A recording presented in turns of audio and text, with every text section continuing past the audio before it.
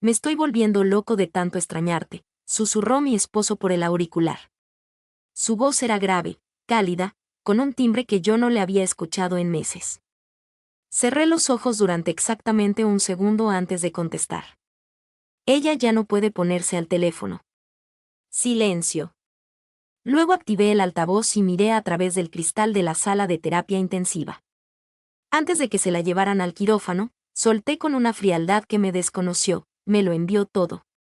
La sala de espera olía a café quemado, a cloro de hospital y al agua de lluvia arrastrada desde el estacionamiento.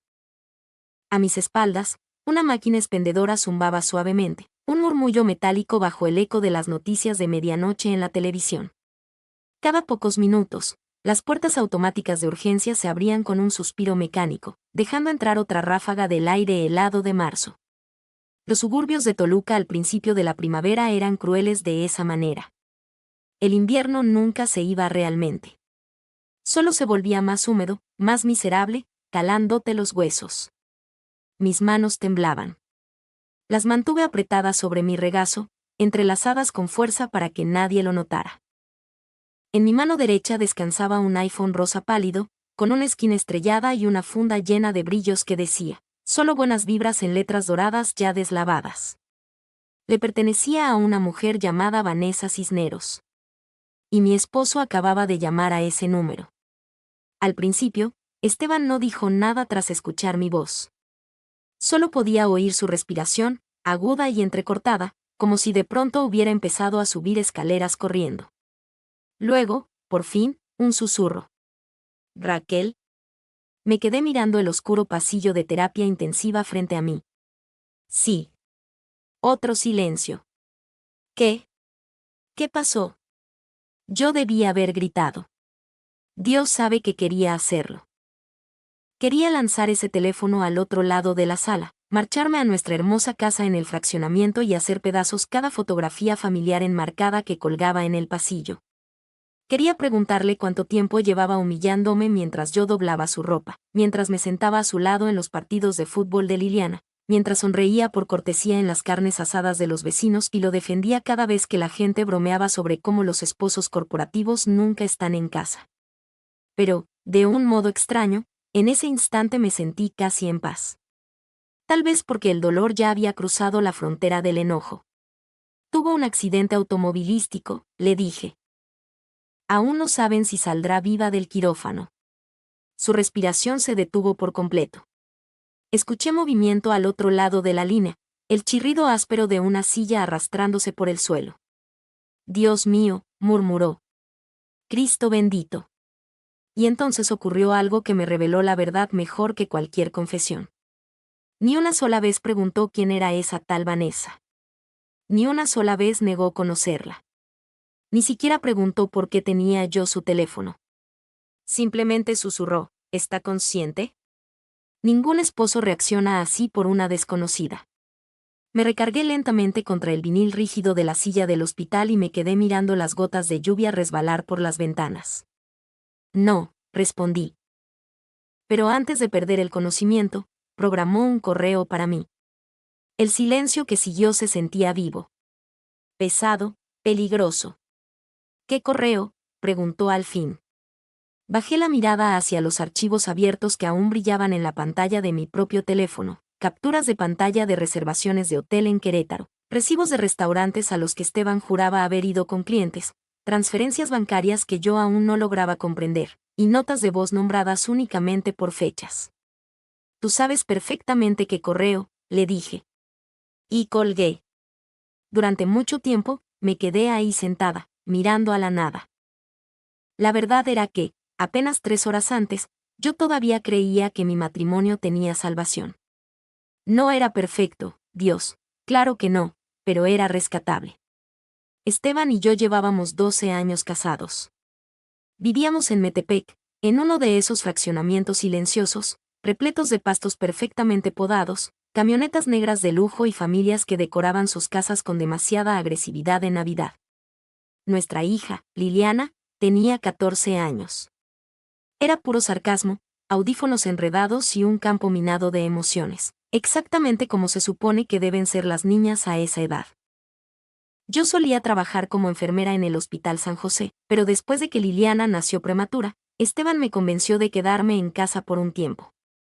Solo hasta que las cosas se calmen, había dicho. Las cosas nunca se calmaron. Los años pasaron en silencio, de la manera en que suelen hacerlo dentro de un matrimonio.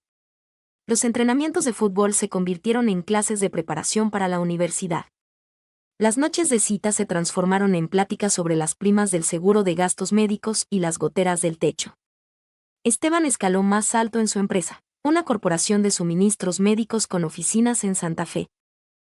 Y con cada ascenso, venía una nueva capa de hielo entre nosotros. Jornadas más largas, más viajes de negocios, trajes nuevos, más tensión, menos contacto visual. Unos 8 meses atrás, noté que había empezado a ponerle contraseña a su celular. Ese pequeñísimo detalle se instaló en mi pecho como una astilla. Luego vino la loción que de pronto empezó a usar entre semana. La membresía del gimnasio que de un día para otro manejaba con un secretismo raro. Las cenas con clientes a altas horas de la noche que, por alguna razón, siempre caían en jueves.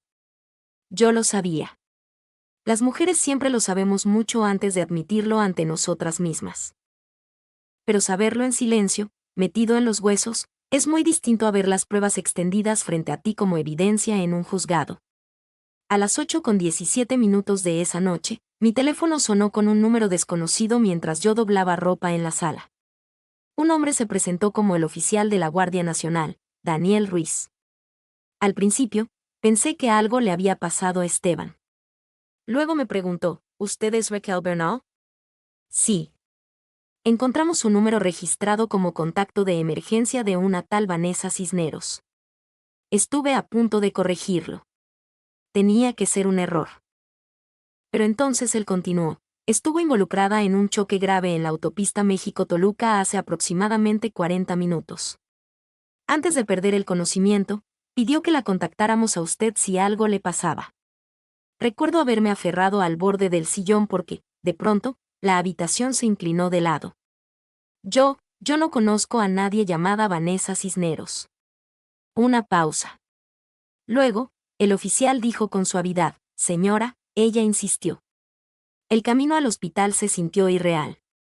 La lluvia golpeaba el parabrisas con tanta furia que apenas podía ver las líneas de los carriles. Y cada posibilidad terrible peleaba por un espacio en mi mente. ¿Acaso Esteban también estaba herido? ¿Era Vanessa una compañera de trabajo? ¿Alguien de la escuela de Liliana? Trataba, con desesperación, de construir una versión de la realidad que aún tuviera sentido. Para cuando llegué al Hospital General, una enfermera de trauma ya me estaba esperando. Fue entonces cuando el mundo empezó a derrumbarse. Vanessa tenía 34 años, consultora de marketing, divorciada, sin hijos. Y según la enfermera, había repetido mi nombre una y otra vez mientras entraba y salía de la conciencia. Luego vino el sobre. Un miembro del personal del hospital me entregó la bolsa de Vanessa, junto con su teléfono y un papel doblado con mi nombre escrito a lo ancho. Adentro había una contraseña. Nada más. Con las manos temblando violentamente, desbloqueé su teléfono y encontré el correo programado en la bandeja de borradores, enviado ya hacía 30 minutos. El asunto decía, para Raquel Bernal. Antes de que él te mienta a ti también. Lo abrí. La primera foto casi me detiene el corazón. Esteban besando a Vanessa en el espejo del lobby de un hotel, con fecha de hacía 6 meses. La segunda mostraba una transferencia bancaria. La tercera era un archivo de audio. Y debajo de todo eso, un último mensaje. Creo que tu esposo está en graves problemas, y creo que planeaba arrastrarme con él. Yo seguía mirando esas palabras cuando Esteban llamó a ese teléfono. No escuché las grabaciones de inmediato. Durante casi 20 minutos después de la llamada de Esteban, simplemente me quedé sentada en esa gélida sala de espera, con el teléfono de Vanessa en el regazo, mirando el brillo de la pantalla mientras mis pensamientos descendían en espiral hacia lugares demasiado oscuros para nombrar. Las enfermeras pasaban junto a mí en suaves uniformes azules. Familias exhaustas entraban y salían cargando vasos de café de papel. Y en algún lugar al fondo del pasillo, Un niño lloró brevemente antes de ser consolado hasta el silencio. La vida seguía su curso. La mía se había detenido. En algún momento, mi propio celular empezó a vibrar en el bolsillo de mi abrigo. Esteban. Una y otra vez. Luego llegaron los mensajes de texto. Raquel, por favor contesta. Por favor. No es lo que piensas. Casi me río de ese último. Los hombres siempre dicen eso. Es prácticamente memoria muscular para ellos, tan instintivo como respirar. Pero la verdad era que ya no me importaba la infidelidad en sí. Esa revelación llegó de manera silenciosa, casi aterradora, porque algo dentro de mí comprendió que había algo más. El mensaje final de Vanessa no sonaba como el de una amante triunfante exponiendo a un esposo infiel. Sonaba como una mujer aterrorizada, intentando escapar de una situación peligrosa antes de que se la tragara viva. Y, de alguna manera, eso me daba más miedo que la traición. Finalmente, abrí el primer archivo de audio. Al principio, solo hubo estática, seguida por el sonido ahogado de movimiento, llaves tintineando, la puerta de un auto cerrándose, el tráfico a lo lejos. Luego, Vanessa habló. Grabo esto porque no sé qué pueda hacer Esteban si le digo que ya no quiero seguir. Mi pecho se apretó de golpe. Su voz temblaba un poco, pero no con drama. Era miedo genuino. Sé cómo suena esto, continuó en voz baja. Y si estás escuchando esto, Raquel, es porque probablemente algo ya salió mal. Siguió una larga pausa. Luego, nunca quise que nada de esto pasara. Cerré los ojos. Que Dios me perdone, pero le creí. La grabación duró casi 10 minutos, y para cuando terminó, mi percepción de mi esposo había mutado en algo irreconocible. Vanessa explicó que conoció a Esteban en un congreso de marketing médico en Querétaro hacía casi 2 años. Había sido encantador, atento, inteligente, con esa pulcritud corporativa que hace que los hombres exitosos parezcan más seguros de lo que realmente son. En ese momento, Vanessa acababa de finalizar un divorcio brutal que la había dejado financieramente inestable y emocionalmente agotada. Esteban la escuchó, la ayudó, recordó detalles. Luego, él también empezó a confiarle cosas. La presión en el trabajo, el estrés, el miedo a fallarle a su familia. Mentiras clásicas. No del todo falsas. Esa era la parte peligrosa, verdades cuidadosamente editadas, diseñadas para despertar lástima. El romance comenzó 6 meses después. Pero según Vanessa, la manipulación emocional había empezado mucho antes. Él siempre necesitaba sentirse el héroe, decía ella suavemente en la grabación. Hasta que un día, sin previo aviso, necesitó que yo lo salvara a él. Fruncí el ceño. Eso era nuevo. Un segundo archivo de audio lo explicó todo. Aproximadamente un año atrás, Esteban aparentemente había tomado una serie de decisiones financieras desastrosas ligadas a cuentas internas de la empresa. Vanessa no entendió todos los detalles al principio. Yo tampoco. Pero involucraba transferencias ocultas, pagos no autorizados a proveedores y dinero que no podría explicarse fácilmente si los auditores empezaban a escarbar. Y de alguna manera, Esteban la había involucrado. Dijo que era temporal, susurraba Vanessa. Dijo que la empresa le debía bonos que estaban retrasando, y que solo necesitaba una forma de mover dinero hasta que las cosas se estabilizaran. Sentí un frío de muerte en el estómago porque, de pronto, ciertos recuerdos cobraron un sentido espeluznante. Esteban caminando de un lado a otro en la cocina a las 2 de la mañana, gritándole a Liliana por cualquier estupidez, bebiendo tequila solo en el patio trasero después de que todos se iban a dormir. No era culpa. Era miedo. La siguiente grabación fue peor. Vanessa sonaba exhausta, emocionalmente exprimida. Le dije que quería salirme, dijo. Le dije que no podía seguir fingiendo que todo era normal. Luego, su voz se quebró ligeramente. Y se enojó. No un enojo de gritos. Eso habría sido más fácil. No. Según Vanessa, cuando Esteban se sentía acorralado, se volvía frío. Callado de una manera que ponía nerviosa a la gente. No dejaba de decirme que estaba exagerando, susurró ella. Y luego me recordó que mi nombre también estaba ligado a algunas de esas transferencias. Me incliné hacia adelante lentamente. Ahí estaba. La trampa. Vanessa ya no era solo su amante. Era un daño colateral, y ella lo sabía. Un recuerdo emergió de golpe desde hacía 3 meses. Esteban, de pie en nuestra cocina durante una tormenta atípica, mirando fijamente su computadora con la mirada vacía, mientras Liliana discutía conmigo sobre un baile de la escuela. ¿Qué tienes?, le había preguntado. Nada. Te ves estresado, insistí. Estoy bien. Pero le temblaban las manos.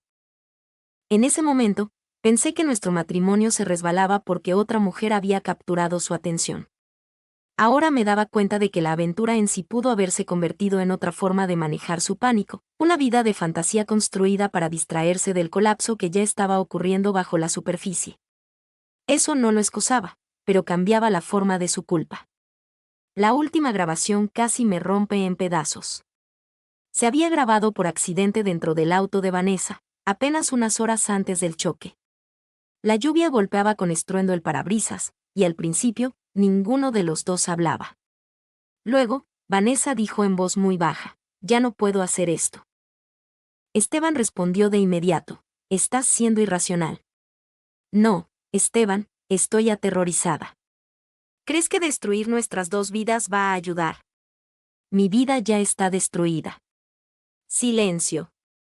Luego, la voz de Vanessa tembló, cargada de lágrimas. «Dijiste que nadie saldría lastimado». Otro largo silencio. Cuando Esteban por fin volvió a hablar, su tono había cambiado por completo. Más plano. Más oscuro, de algún modo. Tú no te vas a ir así nada más después de todo lo que arriesgué por ti. Dejé de respirar. Vanessa susurró, ¿por mí? ¿O por ti? No hubo respuesta. Luego vino el sonido del portazo de un auto. Lluvia. Pasos alejándose. Y finalmente, Vanessa sollozando suavemente al volante. La grabación terminaba ahí. Sin choque, sin gritos. Solo silencio. Me quedé congelada en esa silla de hospital mientras la realidad se asentaba lentamente en mis huesos. Mi esposo no había intentado matar a nadie, pero había empujado a una mujer asustada al borde del colapso emocional, la había atrapado dentro de sus mentiras, y la había dejado sola en medio de una tormenta, cargando secretos lo suficientemente grandes como para arruinarlos a ambos. Y ahora, ella estaba luchando por su vida en el piso de arriba. Mi teléfono vibró de nuevo. Esteban. Esta vez, contesté. Durante varios segundos, ninguno de los dos habló. Luego, él preguntó en voz baja, ¿está viva? ¿No un estás bien? ¿No un podemos hablar? Ni siquiera un perdóname. Solo eso. Miré hacia las puertas de terapia intensiva. Sí, dije con frialdad. Por ahora. Lo escuché exhalar un suspiro tembloroso. Luego, muy suavemente, Raquel, por favor, déjame explicarte. Me quedé mirando la lluvia resbalar por las ventanas del hospital y me di cuenta de algo muy extraño. Por primera vez en meses, tal vez en años, ya no tenía miedo de perder a mi esposo. Ahora tenía miedo de ver, por fin, quién era realmente. Para el amanecer, la historia ya había empezado a esparcirse fuera de nuestro control. Esa era la cosa con los fraccionamientos cerrados en México. A la gente le gusta fingir que respeta la privacidad. Pero en el instante en que el escándalo se asoma por el vecindario, se mueve por la comunidad como el humo por debajo de una puerta, en silencio, invisible, rapidísimo.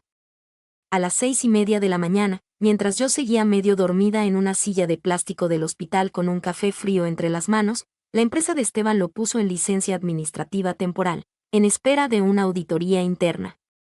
Para las 8, una de las otras mamás del equipo de fútbol de Liliana me había mandado un mensaje fingiendo preocupación, aunque sus palabras llevaban el hambre inconfundible de alguien buscando chismes. Para el mediodía, mi hija se salió de su clase de álgebra porque otro alumno le preguntó si su papá era el financiero infiel que salía en las noticias. Así de rápido podía colapsar una vida. No de golpe. Pedazo a pedazo, y en público. Esteban llegó al hospital poco después de las 10 de la mañana. Supe que era él antes de levantar la vista. Después de 12 años de matrimonio, aprendes el ritmo de la existencia de una persona, el sonido de sus pasos, la forma en que se aclara la garganta, la energía nerviosa que trae a una habitación antes de siquiera decir una palabra. Pero cuando por fin levanté los ojos, apenas reconocí al hombre que estaba de pie frente a mí. Tenía la corbata chueca. El cabello se le veía húmedo, como si se hubiera pasado las manos ansiosas por la cabeza durante horas. Unas ojeras oscuras le ensombrecían los ojos, y por primera vez desde que lo conocía, se veía genuinamente pequeño. No poderoso, no impecable. Solo cansado. Nuestras miradas se cruzaron. Ninguno se movió. Luego, Esteban miró hacia las puertas de terapia intensiva y preguntó en voz baja, ¿ya despertó? Se me escapó una risa ahogada antes de poder contenerme. No fue un sonido feliz. Eres increíble. Raquel. No, lo interrumpí con dureza. No te pares aquí a fingir que eres la víctima en todo esto. No estoy fingiendo nada. ¿De verdad? Porque tu amante está allá arriba con el cráneo fracturado, mientras la gente de la unidad de inteligencia financiera probablemente esté escarbando en las cuentas de tu empresa en este preciso momento.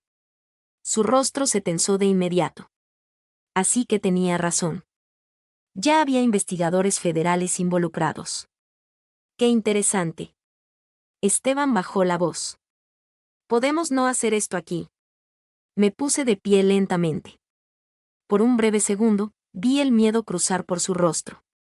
No porque creyera que yo iba a gritar, sino porque se dio cuenta de que ya no me importaba lo suficiente como para hacerlo.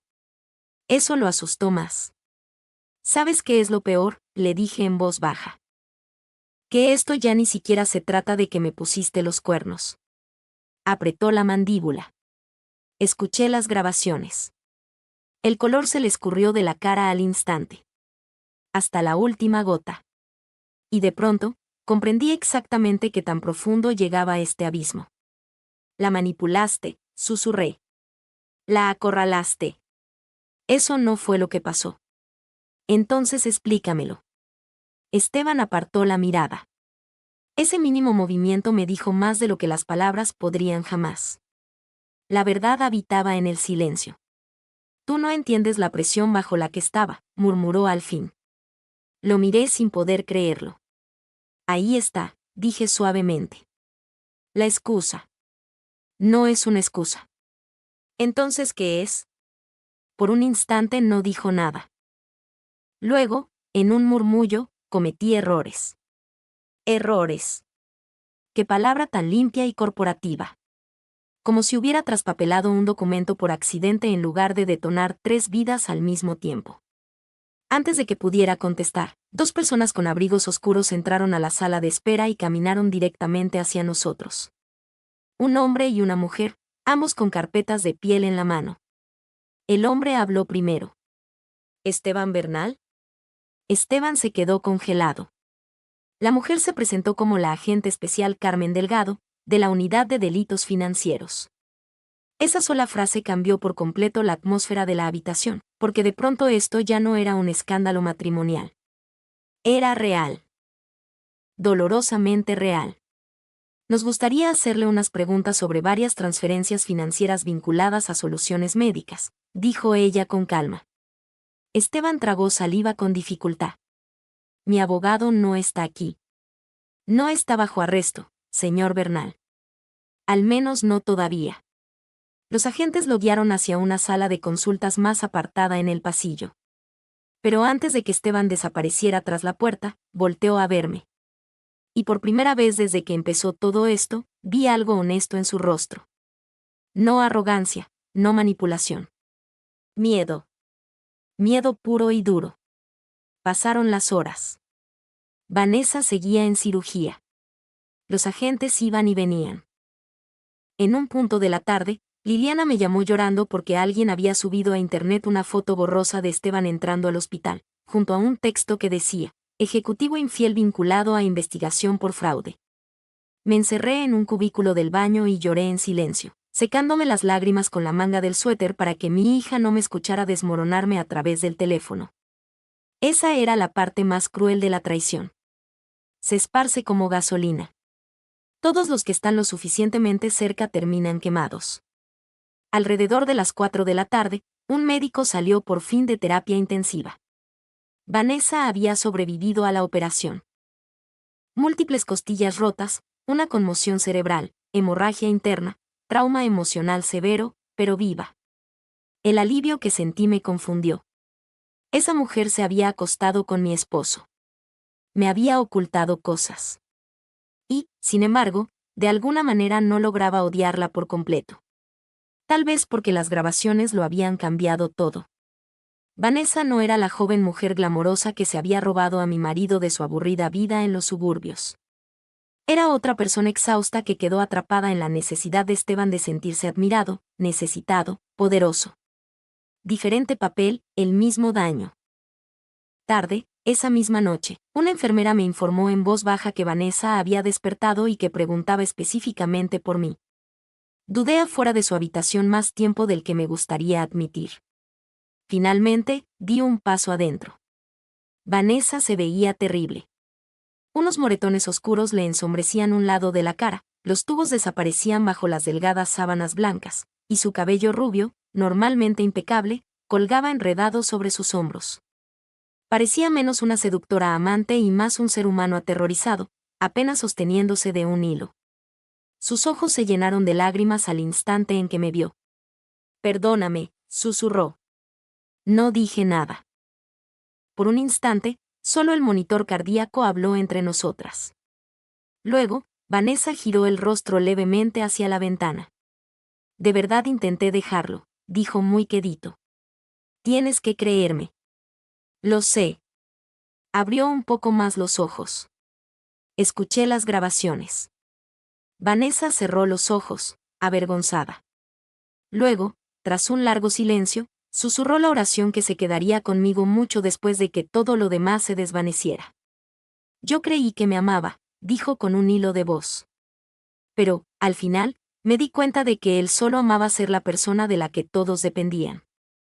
Me quedé completamente inmóvil. Porque, de golpe, todo mi matrimonio se reacomodó dentro de mi cabeza. No alrededor del amor. Alrededor de la adicción desesperada de Esteban a ser necesitado. Y las personas así destruyen a todos a su alrededor en el instante en que ellos mismos empiezan a derrumbarse.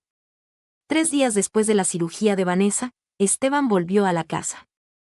No para arreglar nuestro matrimonio, no porque las cosas estuvieran volviendo a la normalidad. Volvió porque los investigadores federales le habían confiscado la computadora del trabajo, habían congelado varias cuentas ligadas a la auditoría, y le habían advertido que no saliera del estado mientras revisaban casi 2 años de registros financieros. El hombre que antes pasaba las mañanas ladrando órdenes en conferencias telefónicas desde una camioneta de lujo, ahora entraba a nuestra cocina con el aspecto de alguien que acababa de sobrevivir a un naufragio. Y, extrañamente, para entonces, mi rabia se había convertido en algo más frío. Más limpio. La primera noche durmió en el cuarto de visitas de la planta baja sin que ninguno de los dos lo discutiera. Liliana apenas lo miró durante la cena. Solo movía el pollo por el plato mientras Esteban intentaba hacerle plática torpe sobre los horarios de la escuela y los próximos torneos de fútbol, pero cada frase se le caía de la boca a la mitad. Los niños siempre saben cuando un padre se hace moralmente más pequeño. No hace falta ninguna explicación. Después de cenar, Liliana desapareció en el piso de arriba con sus audífonos puestos. Esteban se quedó sentado solo en la mesa de la cocina mientras la lluvia tamborileaba suavemente contra las ventanas del fregadero. Durante años, yo había imaginado confrontarlo de una manera dramática si algún día descubría una infidelidad, gritando, aventando copas de vino, exigiendo respuestas como hacen las mujeres en las telenovelas. En lugar de eso, enjuagué los platos en silencio bajo el agua tibia, mientras mi esposo, sentado a 3 metros de mí, me miraba aterrorizado. Ese silencio se convirtió en su propia clase de venganza. Finalmente, Esteban habló. Nunca quise que nada de esto pasara. Seguí tallando el mismo plato.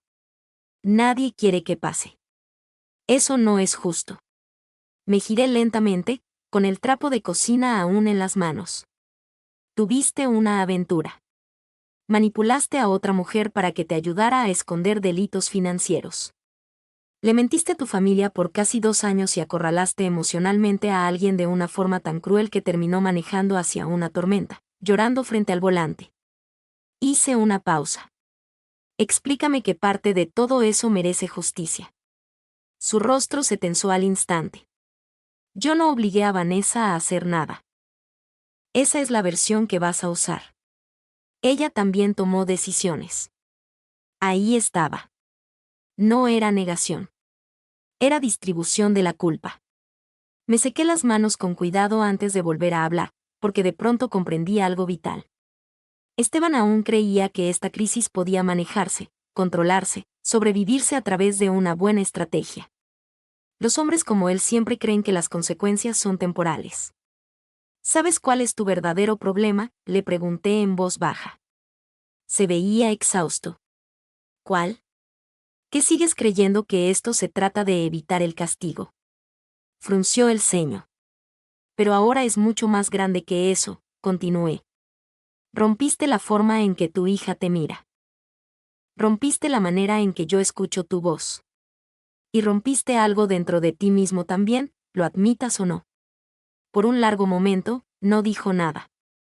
Luego, al fin, estaba tratando de protegernos. Casi sonreí. No porque fuera gracioso. Porque era trágico. No, le dije con suavidad. Estabas tratando de proteger la versión de ti mismo en la que querías que todos creyeran. Esa frase lo golpeó más fuerte de lo que cualquier grito habría podido. Lo vi suceder físicamente. El ligero colapso de sus hombros, la forma en que sus ojos cayeron hacia el suelo, como si algo dentro de él finalmente se hubiera vuelto demasiado pesado para cargar. Y por primera vez desde que empezó esta pesadilla, Esteban dejó de defenderse. La verdad salió a la luz poco a poco después de eso. No en una sola confesión dramática, sino en fragmentos a lo largo de varias noches, mientras la casa permanecía en un silencio antinatural a nuestro alrededor. La empresa había estado ahogándose financieramente tras una adquisición fallida. Esteban, aterrorizado de perder su puesto, empezó a mover dinero temporalmente entre las cuentas de proveedores para cubrir los números faltantes antes de las revisiones trimestrales. Al principio, su verdadera intención era reponerlo todo antes de que alguien se diera cuenta. Pero luego, los huecos se hicieron más grandes. Las mentiras se multiplicaron. Y en algún punto de esa espiral descendente, conoció a Vanessa. Ella me hacía sentir que no estaba fallando todo el tiempo, confesó una noche, mirando fijamente un vaso de tequila intacto. Con ella, podía fingir que aún tenía el control. Y cuando ella dejó de creer en ti, susurré. Cerró los ojos brevemente. Entré en pánico. Esa era la respuesta honesta. No fue codicia. No fue lujuria. Fue cobardía. La necesidad de mantener una ilusión cuando la realidad se volvió insoportable. Durante las semanas siguientes, los investigadores siguieron escarbando en las finanzas de Esteban. Los vecinos de pronto se volvieron excesivamente educados cada vez que me los cruzaba. En el supermercado, la gente se me quedaba viendo demasiado tiempo o evitaba el contacto visual por completo. El grupo de Facebook de nuestro fraccionamiento explotó de forma discreta con rumores, después de que alguien filtró que agentes federales habían visitado nuestra casa. Mientras tanto, Liliana empezó a pasar más tiempo en su cuarto que en cualquier otro lugar. Una noche, la encontré sentada con las piernas cruzadas en el suelo, junto a su cama, llorando en silencio mientras deslizaba el dedo por la pantalla, viendo publicaciones sobre Esteban. Lo odio, susurró. Esas palabras rompieron algo dentro de mí. Porque, a pesar de todo, yo no quería que mi hija creciera envenenada por el rencor. Así que me senté a su lado y la abracé fuerte contra mí. No tienes que odiarlo, le dije en voz baja. ¿Cómo no voy a hacerlo? Me quedé mirando la pared oscura de su cuarto por mucho tiempo antes de responder. Porque el odio te mantiene atada a las personas que te lastiman. Esa frase se quedó conmigo después, porque me di cuenta de que también aplicaba para mí. La verdadera venganza no era destruir a Esteban en público. El Internet ya estaba haciendo eso gratis. El sistema judicial se encargaría de los delitos financieros. La vida misma ya estaba desmantelando la identidad que a él le había tomado años construir. No, el castigo más profundo era mucho más simple. Dejé de amarlo en voz alta. Se acabaron las preguntas sobre si ya había cenado. Se acabaron los recordatorios sobre sus citas médicas. Se acabó buscar su mano distraídamente mientras veíamos la televisión. Me volví educada, distante, definitiva. Y lo aterrador fue que eso le afectó más de lo que la rabia jamás pudo. Una madrugada, cerca de las 2 de la mañana, lo encontré sentado solo en el patio, envuelto en un abrigo de invierno, mirando el jardín a oscuras mientras una lluvia helada caía bajo las luces de seguridad. Se veía más viejo. Más pequeño, de alguna forma. Cuando abrí la puerta corrediza, se giró hacia mí lentamente. ¿Por qué sigues aquí?, me preguntó en un susurro. Entendí la verdadera pregunta que se escondía debajo. ¿Por qué no lo había destruido por completo? Me crucé de brazos para protegerme del aire helado. Porque Liliana todavía necesita estabilidad, le respondí. Y porque, a pesar de todo, no creo que seas un hombre malo. Sus ojos se llenaron de lágrimas al instante. Eso me sorprendió. Luego dije lo que finalmente terminó por quebrarlo, pero ya no soy tu esposa. Al menos no en las formas que importaban. Esteban hundió la cabeza entre las manos y empezó a llorar en silencio en la oscuridad lluviosa. Y por primera vez desde que descubrí la traición, sentí algo peligrosamente parecido a la paz. El divorcio se firmó 11 meses después de la noche en que el teléfono de Vanessa sonó en mi mano. Para entonces, casi todo sobre nuestra antigua vida había desaparecido. La casa en Metepec se vendió a finales de octubre a una pareja más joven con gemelos y un Golden Retriever. Los vi caminar por lo que solía ser mi cocina, discutiendo colores de pintura, mientras extraños tomaban medidas de habitaciones que alguna vez guardaron fiestas de cumpleaños, mañanas de Navidad y esos pequeños momentos ordinarios que yo creía eternos. Esteban se mudó a un departamento pequeño a 20 minutos de ahí, cerca de Lerma, muy pegado al tren suburbano, porque su licencia de conducir había sido restringida temporalmente durante parte de la investigación. Liliana y yo rentamos un departamento modesto cerca del hospital, después de que yo regresara a trabajar como enfermera de tiempo completo. La vida se volvió más pequeña, más silenciosa. Más honesta. Esa era la extraña cualidad del desastre. Después de recibir suficiente daño, la gente deja de actuar. Simplemente, ya no queda energía para fingir. Esteban finalmente aceptó un acuerdo de culpabilidad relacionado con la investigación de fraude financiero. Sin tiempo en prisión, pero con multas masivas, libertad condicional, cooperación obligatoria y la destrucción permanente de la reputación profesional que le tomó 2 décadas construir. La revista local de negocios publicó un artículo humillante sobre las fallas éticas corporativas, acompañado de una vieja foto suya, sonriendo con confianza junto a palabras como mala conducta y transferencias no autorizadas. Él dejó de mirarse en los espejos después de eso. Vanessa se recuperó lentamente. Hablamos solo un puñado de veces después de que salió de rehabilitación, la mayoría conversaciones breves sobre investigadores, papeleo o fechas límite.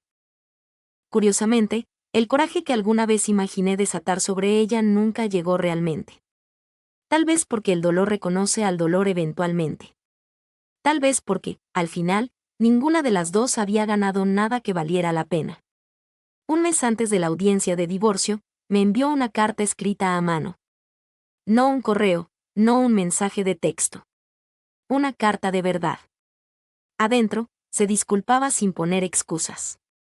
Admitió que ignoró las señales de alerta porque le gustaba sentirse elegida. Y confesó que, durante mucho tiempo, se convenció a sí misma de que la infelicidad de Esteban justificaba, de algún modo, su relación. Pero cerca del final, escribió algo que se me quedó grabado. Las personas como Esteban no solo le mienten a los demás, escribió. A la larga, construyen vidas enteras alrededor de mentirse a sí mismos. Doblé la carta con cuidado y la guardé en un cajón de la cocina, junto a viejas garantías y cupones vencidos. No porque quisiera preservar la traición, sino porque quería recordar la lección. Para diciembre, el frío lo cubría todo otra vez. Los inviernos en esta zona tienen una manera de desnudar el mundo hasta dejar solo lo esencial. Los árboles se vuelven esqueletos negros contra cielos grises. El pasto desaparece bajo la escarcha.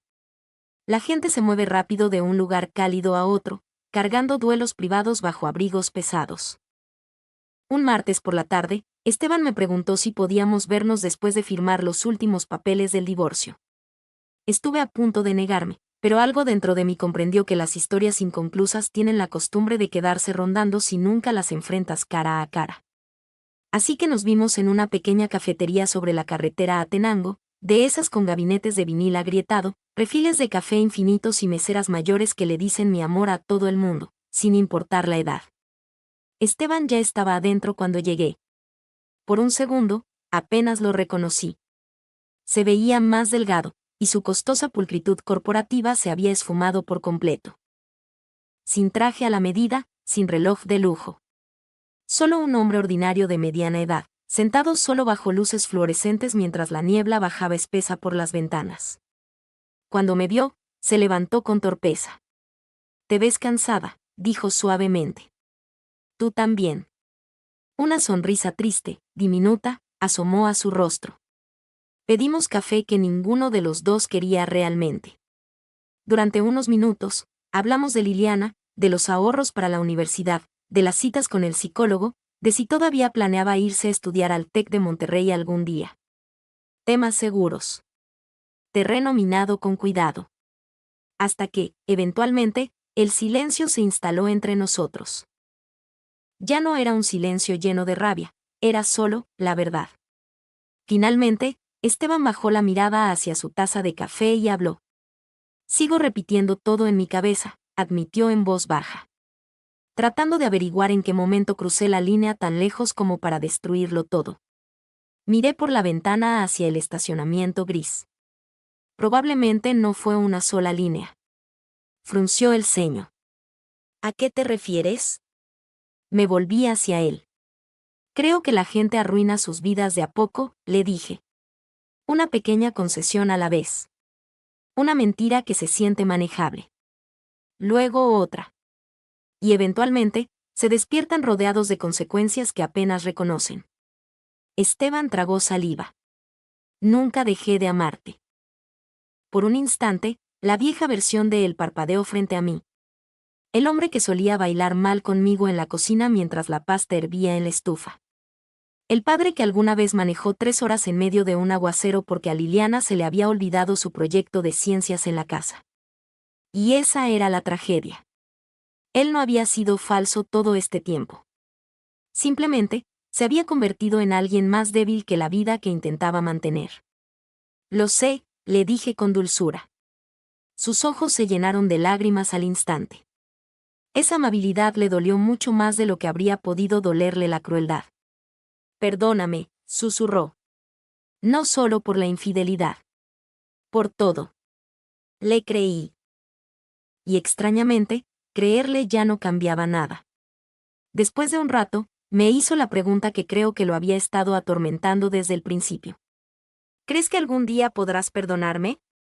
Me quedé en silencio durante varios segundos antes de contestar, porque las mujeres mayores entienden algo que las jóvenes a menudo ignoran. El perdón y la reconciliación no son la misma cosa. «Sí», dije finalmente. «Tal vez algún día, por completo». La esperanza brilló brevemente en su rostro. «Entonces», continué. «Pero el perdón no significa que pueda volver a confiar en ti». La esperanza desapareció. No de forma dramática. Solo lentamente.